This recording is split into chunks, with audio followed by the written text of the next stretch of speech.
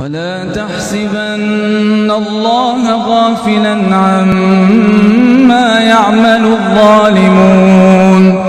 إنما يؤخرهم ليوم تشخص فيه الأبصار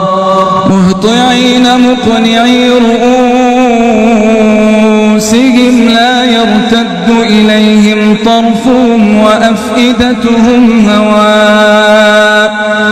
ولا تحسبن الله غافلا عما يعمل الظالمون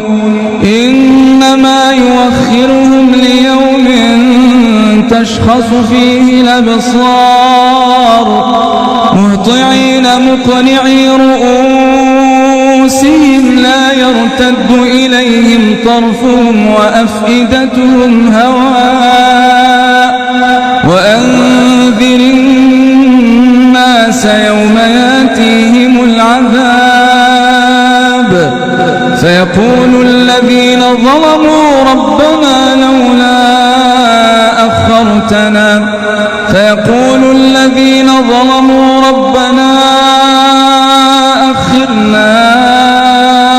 إلى أجل قريب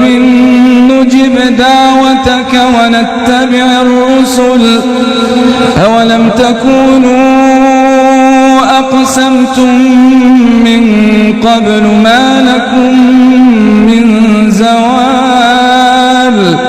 وسكنتم في مساكن الذين ظلموا أنفسهم وتبين لكم كيف فعلنا بهم وضربنا لكم الأمثال وقد مكروا مكرهم وعند الله مكرهم وإن كان مكرهم لتزول منه الجبال فلا تحسبن الله مخلف وعده رسله إن الله عزيز ذو انتقام يوم تبدل الأرض غير الأرض والسماوات وبرزوا لله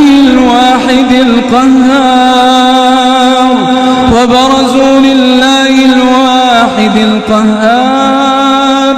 وترى المجرمين يومئذ مقرنين في الأصفاد سرابيلهم من قطران وتغشى